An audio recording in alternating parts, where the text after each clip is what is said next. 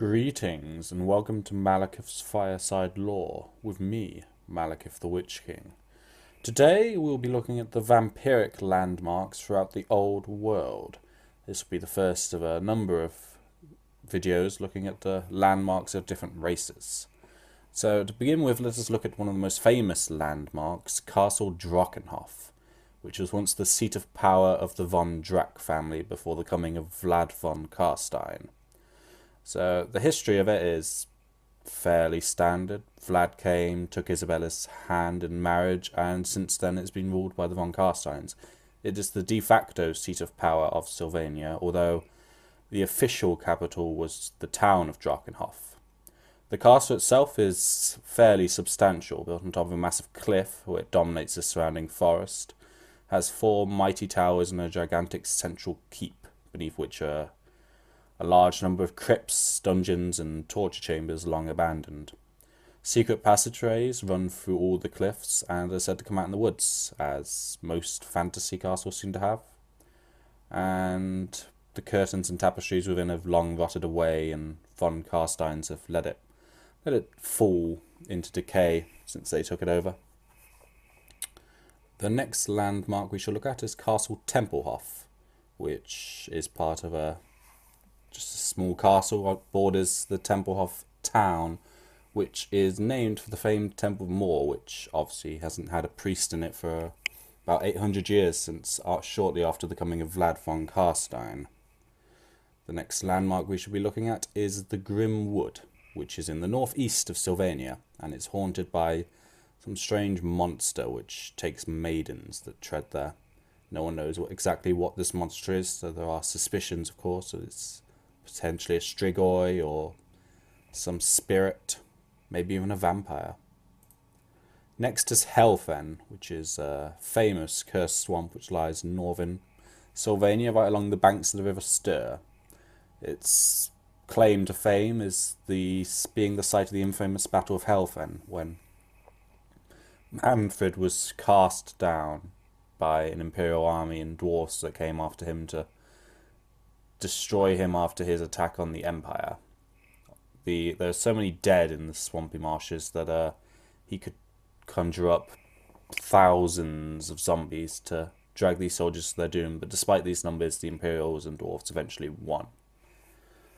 So the next landmark is Hunger Wood, also known as Verhungern, and it is most despised forest by the Sylvanians because it's a spirit-infested maze of bogs, briars, brambles, and the unwary are easily trapped within its depths. Any travellers that venture beneath the contorted trees do not return. Instead, they are doomed to wander until they are lost, crazed with hunger and thirst, and forced to fall upon each other to feed and drink, which eventually turns them into crypt ghouls. On the southern border of these Hunger Woods stands the Castle Tempelhof, which was, as mentioned before, it was a town or a castle bordering the town of Tempelhof, and it was once home to the Countess Emmanuel, who was a cousin of Conrad. She fought against the dwarfs during the infamous Night Siege, and eventually the castle was stormed and she was killed, but the wards have been removed, which the dwarfs laid down, and foul things are stirring in the Hunger Wood, guided by some evil intelligence, possibly the returned Countess. We do not know. In the southern areas of Sylvania is the Ghoul Wood, which is rumoured to be ruled by a strigoi, who has cast his loyalty to the von Carsteins and lending them the aid of his underling crypt ghouls and ghouls. Now, leaving Sylvania, we come to the Grey Mountains, where the ruins of Bloodkeep stand. This is the former fortress of the Knights of the Blood Dragon, who were turned centuries ago by the vampire lord Wallach Harkin, who entered their keep and challenged each of them to a duel, and those he did not kill in this duel he cursed with vampirism. Eventually, after many years, an army from Wisenland destroyed the lair after their many infamous acts, although people say that on nights when mortal leers fall, the starless sky, things creep through the dark to feast on prospectors in remote mining camps and leaving their corpses drained, and rumours abound that scarlet-armoured knight rides abroad shrouded by dusk's shadow, his shield emblazoned with the emblem of a dragon. And there are some even who whisper that the walls of Bloodkeep are once again guarded, though now with skeletal sentries and the shades of the damned rather than the Blood Knights. Next we shall come to Musalon, which has been covered briefly in the past with my Musalon video, my Merevik video. This is a bit about Merevik and his tomb, since it is a landmark. Once he was killed the first time, knights and families who owed Merevik for saving Bretonnia from Skaven armies built him a mighty tomb, which was the size of a small keep and was constructed in the centre of Musalon, although after a long time it sank into the marshes and was thought lost forever until his return. Right. Next we come to the Red Duke's tomb, which is in Aquitaine and was built by his brother King Louis, or King Louis, depending how you pronounce it. He buried him in a magically sealed and protected tomb, which no one thought the vampire would ever be able to escape, but due to a cabal of witches and corrupt nobles who wanted to take his warrior spirit to channel his martial powers into their own vassal, they broke the seals and released the now completely mad Red Duke into the world. And finally we come to Morkheim, which is a necropolis originally known as the city of Morkheim, and it was the capital of the Strigois. It was founded by Cadon shortly after he fell under the dominion of the Crown of Sorcery, and at one point the Strigoi realm reached to the Black Gulf, and it was all controlled from Morkheim. The Orcs weren't too happy about this, and they joined together in a great warg, which sacked Morkheim and broke the power of the Strigoi forever. And now it is known as Morkheim. The city may no longer exert its control, but it's still a formidable place of lost power, and still ruled by strange ghoul kings and the like. So that is Vampire Landmarks the Old World. Now, as a little addition, since in the Total War game the Vampire Coast is coming out, I'll talk briefly about the Vampire Coast and a few of the things from Dreadfleet, such as the Galleon Graveyard. So the Vampire Coast is a pox and horror-filled swamp upon the eastern coast of Lustria, which is ruled by Luther Harkon and his zombie fleet.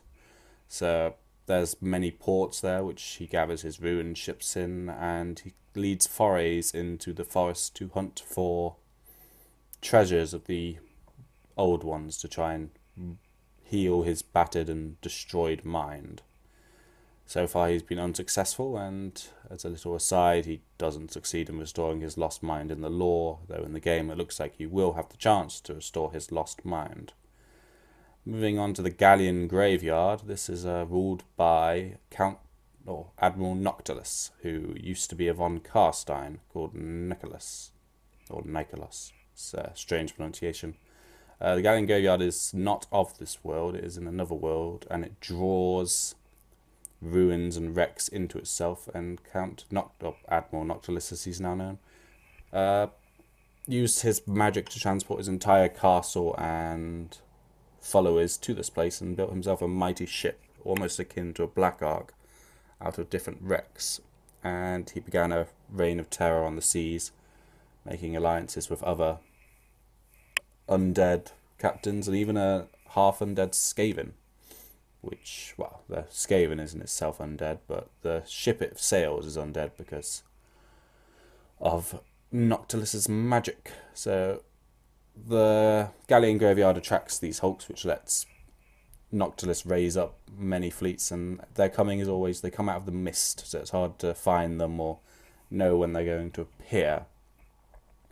In the Dreadfleet game, in the lore, this band of heroes heads to the Galleon Graveyard to try and destroy it, which they do succeed in ending the power, it seems, but in the game it appears that Noctilus has won the battle because Aranessa is now serving with the Vampire Council, though she is not, the Vampire Coast, though she is not a vampire herself, which is very intriguing. Now, going back to the old world, because I may have forgotten one or two, there are the ruined city of Lamia, which was once Neferata's capital, which before the Tomb Kings became undead Tomb Kings.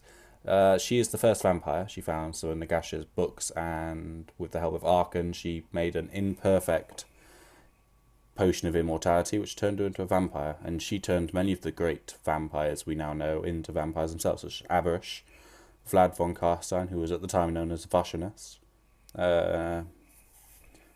Who else? Let me see. Let me check my notes. Wallach von Harken was turned obviously by Avarish, but he was one of the originals. Luther Harken was turned by Avarish as well. He was the Dockmaster in Lamia.